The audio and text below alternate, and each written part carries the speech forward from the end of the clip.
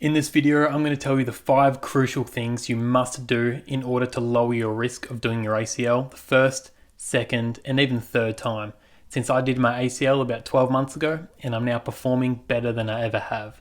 So keep watching if you want to see the number one mistake almost all athletes make, and I bet you do it as well, which is putting you at risk of doing your ACL. The absolute first thing you must do is humble yourself. Seriously. That's how I did my ACL. That's how a lot of people do these types of injuries. They're overconfident in their ability. And the way I did my ACL, I just couldn't land on my right leg. I couldn't jump off my right. I was so uncoordinated. I always jumped left or left-right. Never have I been in an awkward position where I had to land on my right leg. But once I started playing basketball, I'll talk about that in this video and how that all happened. I had to land on my right leg, single leg, and I couldn't. I just wasn't prepared for that. So you need to humble yourself and stop thinking you're better than you actually are. Now, it's really easy to do your ACL or even your Achilles if you're not fully prepared. As in, if you're playing on a strained calf, you can so easily do your Achilles because instead of your calf, the Achilles is taking all the load and it's got to do all the work. This is seen with Tyrese Halliburton, did his Achilles in Game 7 of the NBA Finals. And if he didn't do this, they probably would have won the finals. And when you mix this with having 4 hours of sleep, playing on a strained calf, playing 3 games of basketball in a weekend, that is a recipe for disaster. Now, to avoid all of this in the first place, you need to get strong. Get strong as hell in the gym. Your hamstrings and calves are important, particularly your hamstrings. The stronger your hamstrings are, the less likely you are to do your ACL. Because the hamstrings sort of help the ACL in a way, because the reason an ACL is torn is because the shin bone travels too far forward, therefore twisting and tearing the ACL. The hamstrings can assist in reducing that and preventing that in general.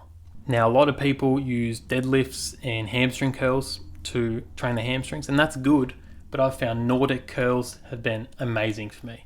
If you can regress them properly, that's the opposite of progress, so you make it easier for yourself because they're very intense exercise. That lowering phase is very intense. You can get bands, you can make an incline so you hold your hands as you go down, sort of like a push-up.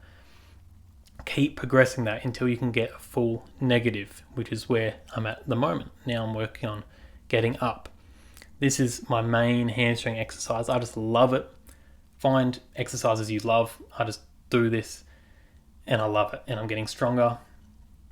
And it feels great, honestly, having that control over your body weight. So find hamstring exercises you love, get strong as hell in them. Although, you need to be able to use these muscles. You need to be able to use this strength in your sport.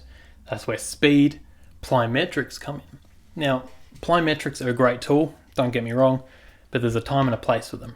Now, back in the day, like 2022, I used to do a lot of plyometrics. I used to do a lot of gimmicky, the fun stuff, like all the fun stuff you can think of, like all the hops, all the turns, rotations. That's cool and all. That's good for building a good base. But everything is a tool. Every exercise is a tool and it has a time and a place. For me, I'm now doing sprints about twice a week and jumping twice a week as well, because that's specific to my sport of dunking. Now, it's good and all to have that speed and that go power, but what's the point if you can't slow down? Like, with a car, if you have a Ferrari and it can just speed off, it's so quick to start, but it has no brakes. What's the point? How is it meant to go around the corners without crashing? How is it meant to stop in the first place? That's the same with our bodies. If we can take off, but we can't change direction, we can't slow down when something happens in our sport, how are we meant to not get injured? This comes with learning basic biomechanics. Just simply learn how to run, learn how to jump, learn how to land in all scenarios, learn how to land single leg on both legs, like rotational, learn how to change direction. This is something I neglected because first time I did my ACL, or sort of injured my knee, I landed on my right leg, which I'd never done before, and I didn't know how to absorb the force. And when I fully tore it, that's when I was changing direction on the right leg, and I didn't know how to absorb that force, and I was still not fully recovered. Which brings me to my next point, the final point. This is a mistake you are most likely making. And I made it as well. That's not recovering properly. If you're an athlete or you want to seriously, like you want to become one, you need to recover properly. This isn't just getting in the leg compression boots, having, just the stupid recovery stuff. That's cool and all. But the number one thing you can do, the best recovery tool on earth, is right here: sleep.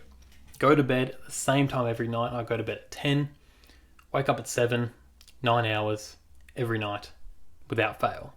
That is the best recovery tool you'll ever get. Along with sleeping right, you need to get your diet right. Stop eating crap. If you actually want to be an athlete, eat right, get enough protein. You don't have to track every calorie. You don't have to track every little thing, but just get the main things down right and keep it consistent. So if you found this video useful, subscribe, and I'll see you in the next one.